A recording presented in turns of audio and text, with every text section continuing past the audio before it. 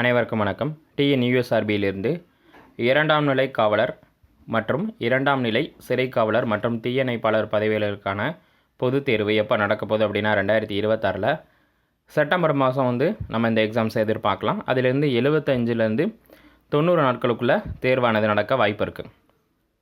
மேலும் பார்த்தீங்க அப்படின்னா மினிமம் 45 நாளாவது எக்ஸாம்ஸ்க்கு கொடுப்பாங்க. மேலும் பார்த்தீங்கன்னா இந்த டிஎன்யூஎஸ்ஆர்பியோட கிரேடு 2 கான்ஸ்டபிளுக்கான சிலபஸ் என்ன அப்படின்றதையும், அந்த சிலபஸுக்கு வேர்ஸ் டு ஸ்டடி எப்படி படிக்கணும் அப்படின்றதும், எப்படிலாம் கேள்விகள் கேட்பாங்க ஆன்லைனாக அப்படின்றதையும், என்னென்ன பாடத்திட்டத்திலேருந்து என்னென்ன கேள்விகள் வரலாம் அப்படின்றதையும் நம்ம அடுத்தடுத்த காணொலியில் தொடர்ந்து பார்க்க போகிறோம். இப்போ முதல் இந்த டிஎன்யூஎஸ்ஆர்பியோட கிரேடு 2 கான்ஸ்டபிளுக்கான 2026க்கான அந்த பாடத்திட்டத்தின் அடிப்படையில் சிலபஸ் என்னன்னு பார்த்துருவோம். எழுத்து தேர்வுக்கான பாடத்திட்டம் இரண்டாம் நிலை காவலர், இரண்டாம் நிலை சிறை காவலர் மற்றும் தீயணைப்பாளர் ஆட்சேர்ப்புக்கான எழுத்து தேர்வு 2 நிலைகளை கொண்டது. நம்ம ஏற்கனவே இதை பற்றி டீட்டெயில்டாக சொல்லியிருக்கோம். பார்ட் ஏ மற்றும் பார்ட் பி அதை தான் இங்கே தெளிவாக சொல்லியிருக்காங்க. பகுதி 1, பகுதி 2. பகுதி 1ல் பார்த்திங்கன்னா தமிழ் மொழி தகுதி தேர்வு. தமிழ் மொழி தகுதி தேர்வு. தமிழ் மொழி தகுதி தேர்வில் தகுதி பெறுவது கட்டாயமாகும். தமிழ் மொழி தகுதி தேர்வில் குறைந்தபட்சம் 32 வினாக்கள், அதாவது 40% பெற்ற விண்ணப்பதாரருடைய முதன்மை தேர்வின் OMR விடைத்தாள்கள் மட்டுமே மதிப்பீடு செய்யப்படும். இவ்வெழுத்து தேர்வுக்கான நேரம் 80 நிமிடங்கள், அதாவது 1 மணி நேரம் 20 நிமிடங்கள் மற்றும் கொள்கை குறிவகை வினாத்தாளாக 80 வினாக்கள் கொண்டதாக இருக்கும். ஒவ்வொரு வினாவிற்கும் தலா 1 மதிப்பெண் வழங்கப்படும். மொத்த மதிப்பெண்கள் 80. நம்ம ஏற்கனவே சொல்லியிருந்தோம் பார்ட் ஏ பார்ட் பி அப்படின்னு. பார்ட் ஏல தமிழ் எலிஜிபிலிட்டி டெஸ்ட்டு 80 மதிப்பெண், 80 கொஸ்டின்ஸு. அந்த 80க்கு நீங்கள் மினிமம் பார்த்திங்கன்னா 40% எடுக்கணும். என்னாங்க 32. அப்போ 32 மதிப்பெண்கள் நீங்கள் எடுத்தால், அதாவது 80க்கு 32 கொஸ்டின்ஸ் நீங்கள் ரைட்டு அப்படின்னாலே தமிழ் தகுதி தேர்வில் நீங்கள் தேர்த்து அடைஞ்சிக்கிட்டீங்க அப்படின்றது ரொம்ப ஈஸியாக பாஸ் ஆகிடலாம். இப்போ மொத்தம் அந்த 80 மதிப்பெண்ணுக்கு மினிமம் ஒரு 40வது எடுக்கிறதுக்கு வேர்ஸ் டு ஸ்டடி எங்கெங்கே படிக்கலாம் அப்படின்றதுக்கான ஒரு முதல் வீடியோ தான் தமிழ் மொழி தகுதி தேர்வுக்கான பாடத்திட்டம்.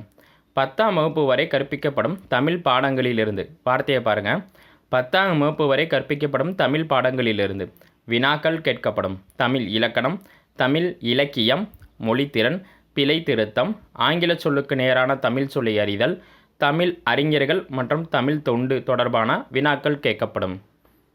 மீண்டும் ஒரு முறை சொல்கிறேன்.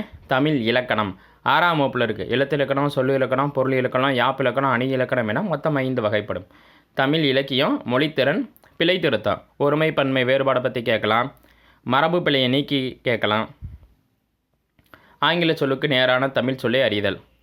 9th 10th புக்கில் கலை சொல்லி அறிவோம்னு ஒரு கட்டம் இருக்கும். ஒவ்வொரு பாடம் முடிவுலையும் உங்களுக்கு கலை சொற்கள் பற்றி அறிவோம் அப்படின்னு கொடுத்துருப்பாங்க. இப்போ பாஸ்போர்ட் எடுத்துக்காட்டுக்குன்னா அது பேர் கடவுச்சீட்டு, ஓகேங்களா. பிளாட்பாரம் நடைமேடை,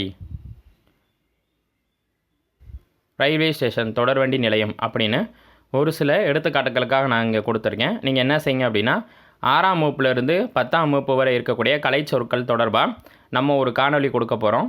நம்மளோட சேனல் பிளேலிஸ்ட்லேயே 6ஆம் வகுப்பு முதல் 12ஆம் வகுப்பு வரை இருக்கக்கூடிய கலை சொற்கள் இருக்குது. நீங்கள் அதை வேணாலும் யூஸ் பண்ணிக்கோங்க. அடுத்து தமிழ் அறிஞர்கள் மற்றும் தமிழ் தொண்டு தொடர்பான வினாக்கள் கேட்கப்படும். தமிழ் அறிஞர்கள் பாரதியார், பாரதிதாசன், கவிமணி, ஓகேங்களா, கவியரசு. கிட்டத்தட்ட பார்த்திங்கன்னா 8th 9th 10th இருக்கக்கூடிய கட்டமாக இருக்கும். நூல்வெளிகள் அப்படின்னு கொடுத்துருப்பாங்க. நூல்வெளி பெருஞ்சித்தனார் பற்றி கேட்க வாய்ப்பு இருக்குது. துரை மாணிக்கம், முடியரசனை பற்றி கேட்க வாய்ப்பு இருக்குது. ஓகேங்களா. தமிழ் தொண்டுகள் தொடர்பான வினாக்கள் கேட்கப்படும். ஓகேங்களா. இதை நீங்கள் தெளிவாக பார்த்துக்கோங்க. உங்களால் அப்படி படிக்க முடியலன்னா நான் ஒரு பெஸ்ட் ஐடியா சொல்கிறேன். 9th 10th புக் பேக் கொஸ்டின்ஸும் 8th புக் பேக் கொஸ்டின்ஸும் தெளிவாக படிச்சுட்டு போங்க. உங்களுக்கு அதில் இருந்து 52 வினாக்கள் கேட்கப்படும். நீங்கள் 52 வினாக்களுக்கு கிட்டத்தட்ட 45 வினாக்களுக்கு மேலே நீங்கள் பதிலளிக்கலாம். தெளிவாக கொடுத்துருவோம். திருப்பி சொல்கிறேன். 80 வினாக்களில் 56 மதிப்பெண்ணுக்கு மேலே 8th 9th 10th ஃபேஸ் பண்ணி தான் கேட்பாங்க. ஸோ நீங்கள் 8th 9th 10th book back questions மட்டும் பார்த்தாவே போதும், உங்களுக்கு 100% தமிழ் தகுதி தேர்வில் தேர்ச்சியடைய வாய்ப்பு இருக்குது. அடுத்து முதன்மை தேர்வு. இதான் ஸ்கோரிங் பேப்பர் பார்ட் பி. முதன்மை எழுத்து தேர்வு என்பது ஒரு முக்கியமான தேர்வு. ஏன் அப்படின்னா இந்த தேர்வு தான் நமக்கு அடுத்த கட்டமான உடல் தகுதி தேர்வுக்கு 1:5 ரேஷியோவில் கூப்பிடுவாங்க. அப்போ இது ஒரு என்ட்ரி டிக்கெட் மாதிரி கிரேடு 2 கான்ஸ்டபிளுக்கு ரொம்ப முக்கியமான ஒரு பகுதி.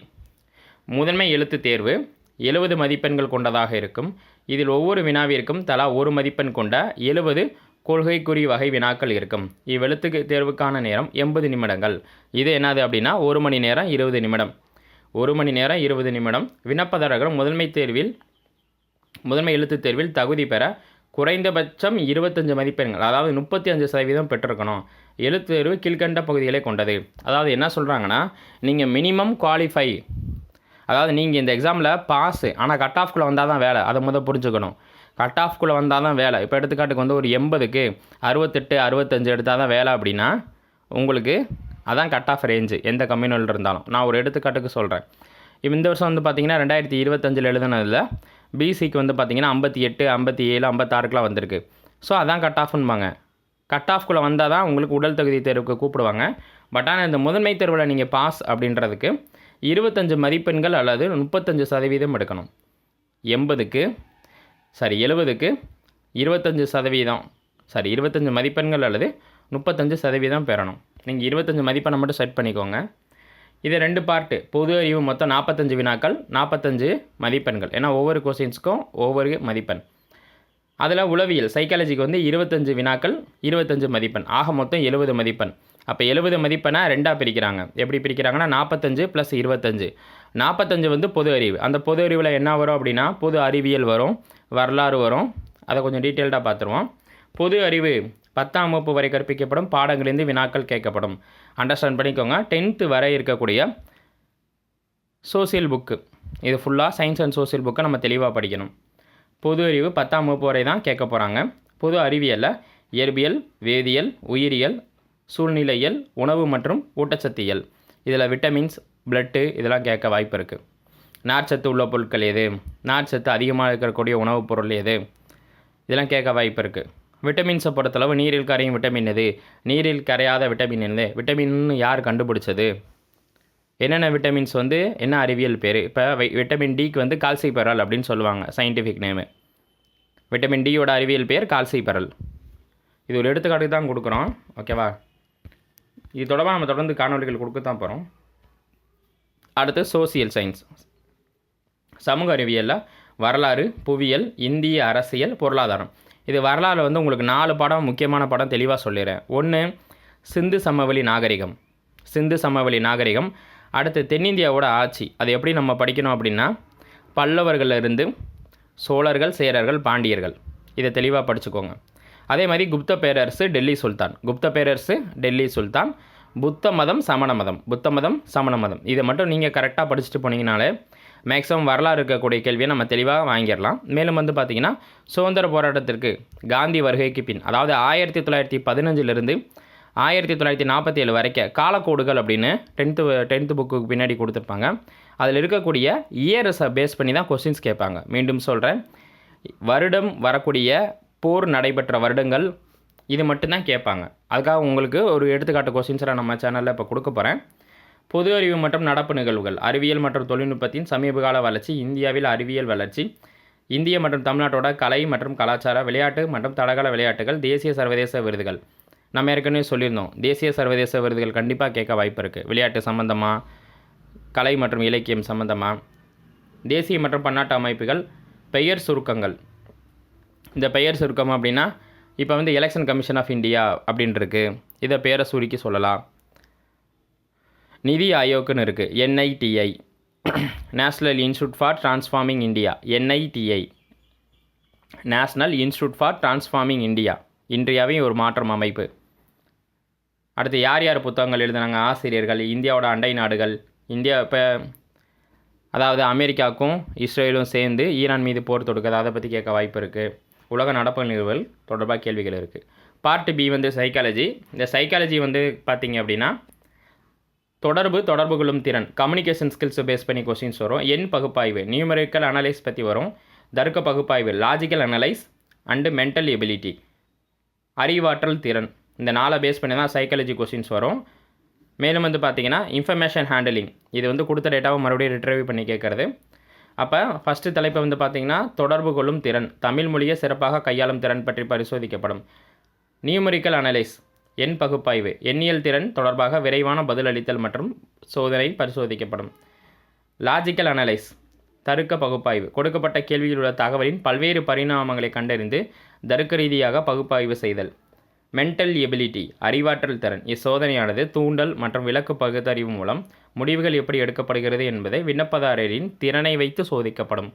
தகவலை கையாளும் திறன், இன்ஃபர்மேஷன் ஹேண்டலிங் ஸ்கில், கொடுக்கப்பட்ட தகவலுக்கு அந்த தகவலின் பல்வேறு அம்சங்கள், அனுமானங்கள், இணைக்கப்பட்ட உண்மைகள் பற்றி பரிசோதிக்கப்படும். இதான் இதுக்கான சிலபஸ். டோட்டலாக இங்கே உங்களுக்கு கொடுத்துட்டேன். ஓகேங்களா?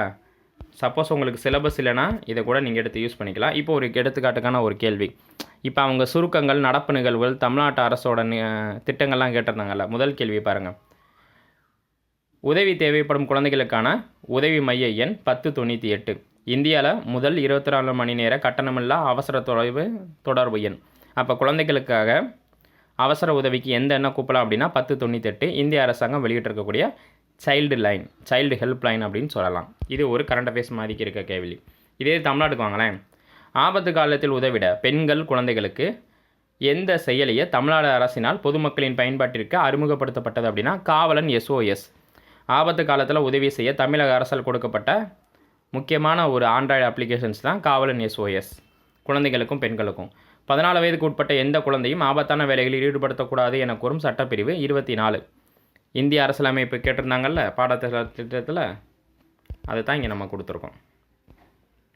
அடுத்த அடிப்படை கடமைகள் எப்போது இந்தியாவின் அரசியலமைப்போடு இணைக்கப்பட்டதுன்னா 42வது சட்ட திருத்தம் 1976. மொத்தம் 11 கடமைகள் இருக்குது. இந்த கடமைகள் நம்ம ரஷ்யாவிலேருந்து வாங்கியிருந்தோம். அடிப்படை உரிமை அமெரிக்கா, அடிப்படை கடமை ரஷ்யா. இந்த அடிப்படை கடமைன்றது இந்திய அரசியலமைப்பு ஏற்றுக்கொள்ளப்படும் போதோ நடைமுறைப்படுத்தும் போதோ கிடையாது. 1976 42 சட்டத்திருத்தின் மூலம் தான் இது சேர்க்கப்படுது. மொத்தம் 11 கடமை இருக்குது. ஐநா சபை நாள் அக்டோபர் 24, டிசம்பர் 10 மனித உரிமை தினம். குலாம்கிரி என்னும் நூலை எழுதியவர் ஜோதிபா பூலே. அதாவது இந்த கேள்வி எது கொடுக்குறேன் அப்படின்னா, இந்த வீடியோட எண்டிங்கில் இந்தியாவோட சமுதாய சீர்திருத்த இயக்கங்கள் தொடர்பாக கேள்விகள் வரும். ராஜாராம் மோகன் ராய் பற்றியோ, அன்னி பெசண்ட்டை பற்றியோ, ஜோதிபா பூலே பற்றியோ, நாராயணகுரு பற்றியோ கண்டிப்பாக கேள்வி வரும். குலாம்கிரி என்னும் நூலை எழுதியவர் ஜோதிபா பூலே. ராமகிருஷ்ண மிஷன் டேஸால் நிறுவப்பட்டதுன்னா விவேகானந்தரால். இது கேட்க வாய்ப்பு இருக்குது. அடுத்து ஒரு பைசா தமிழன் என்னும் பத்திரிகை துவங்கியவர் அயோத்திதாசர். காத்தவராயன் என்கிற அயோத்திதாசர் ஒரு பைசா தமிழன் என்னும் பத்திரிகை துவங்கியவர். இதெல்லாம் ஒரு எடுத்துக்காட்டுக்காக கொஸ்டின்ஸ் கொடுத்துருக்கேன். மீண்டும் வாரத்தில் 3 அல்லது 4 தினங்கள் தொடர்ந்து காணொலிகள் வரப்போது. இந்த வருடம் கிரேட் 2 கான்ஸ்டபிளுக்கு தயாராகக்கூடிய மாணவர்கள் இந்த வீடியோவை யூஸ் பண்ணி வச்சுக்கோங்க. நன்றி.